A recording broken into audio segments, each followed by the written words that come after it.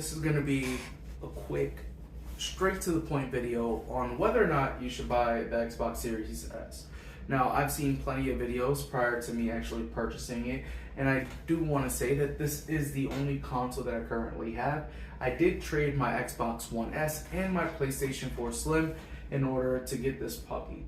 Now, I did have a Lenovo Legion Y740.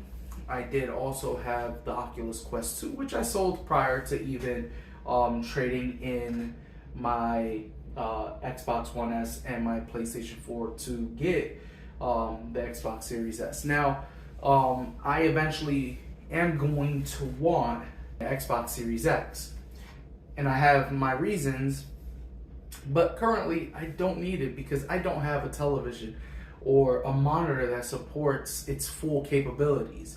And I think that's one of the things that you should think about when purchasing one of these systems, because if you're not going to use the console for all it can do, then it defeats the purpose, outside of the fact that the Xbox Series X has 1 terabyte and you have a disc drive. If you're not playing this, which majority of people don't anymore, or you don't have a library of, Xbox One games or anything like that, then that defeats the purpose. Now, 1 terabyte, okay, I can understand, because this one is only 512 gigabytes, I believe, and you only get to use about 300 and so gigabytes. Now, I do have an external hard drive. It's not a SSD. The only games that I have on the SSD are Xbox Series XS games, just so I can get the better performance. But outside of that, I have other games on my hard drive as well, and it works relatively fine. I don't have any issues whatsoever when it comes to gaming. Now, outside of that, this is what I want to say, and this is going to make it practically easy for you to make a decision whether or not you need the Xbox Series X, a PlayStation 5, over the Xbox Series S. Keep in mind, and I'm not even going to talk about discounted prices, because we know discounted prices, you can get it way cheaper, or even used, pre-owned, or refurbished. You can get this cheaper. $300 gets you access to next-gen gaming. I personally had an amazing time, and I'm actually seeing myself play more story-based games like Gears 5 and Hellblade, Senua's Sacrifice, which I've been big on as of lately, and I've been just putting in hours into the game.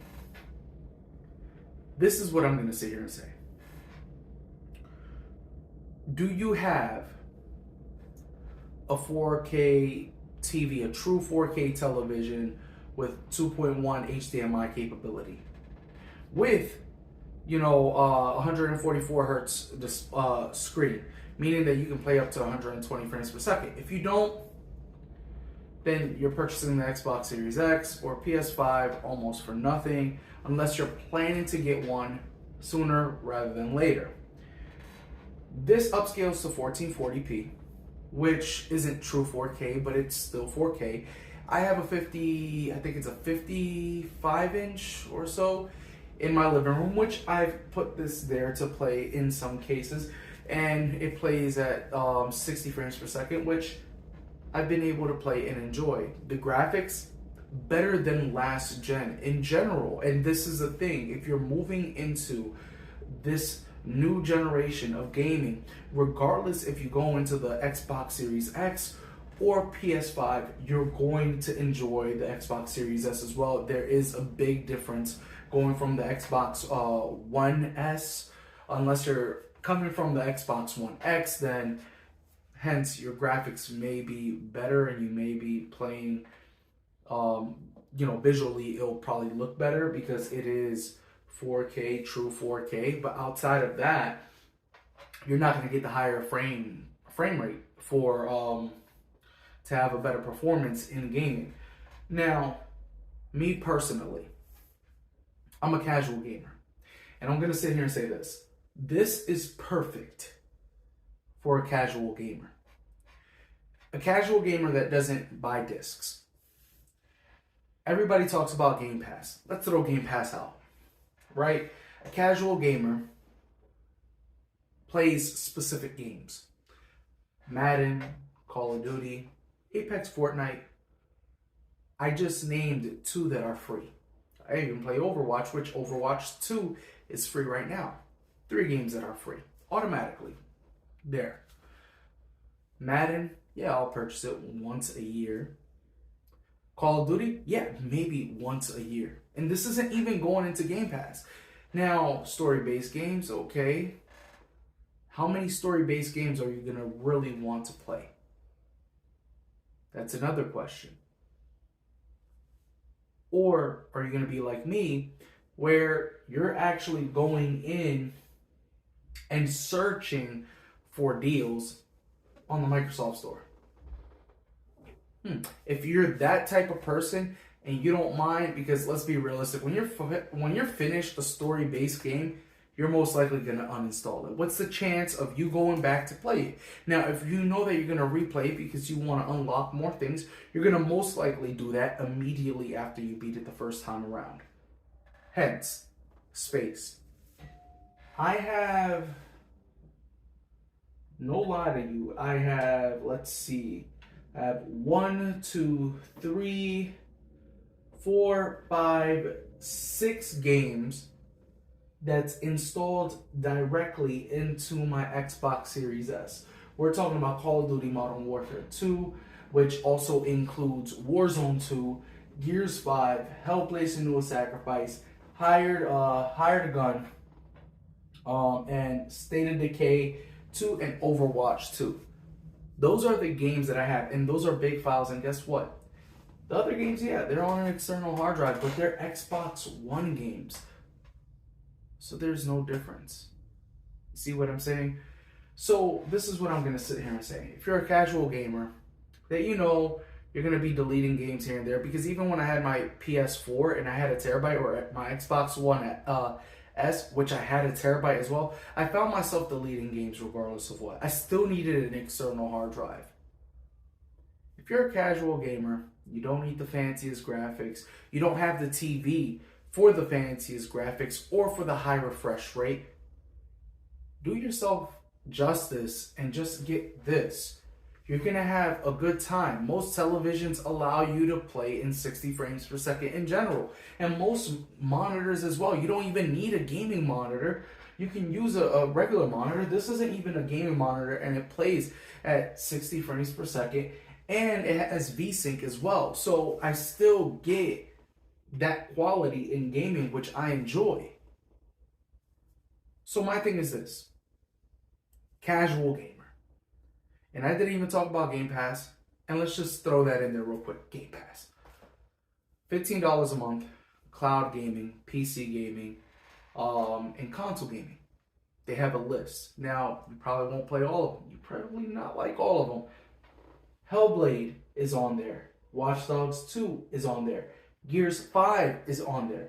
And those 3 games, I downloaded them so I can play them. I'm pretty deep into Gears 5. I just got finished a specific level on Hellblade. My thing is this. I didn't have to purchase any of them. So, yeah, you're going to find games. And if you're a person, like I said, a casual gamer, I think this is going to be just fine. Especially if you're playing like Apex or anything like that. Now, if you're a tryhard or a professional gamer, then of course you're going to want to do an Xbox Series X, because most likely you're going to have the television, the capabilities to do all of those 120 frames per second, and you know you're going to need the additional 4K and all that stuff. And let's be realistic, and I reviewed phones and stuff like that. A monitor this big, or even a 40-inch monitor or a 40-inch television, that's 4K. If you're pixel peeping, yes, you're going to notice.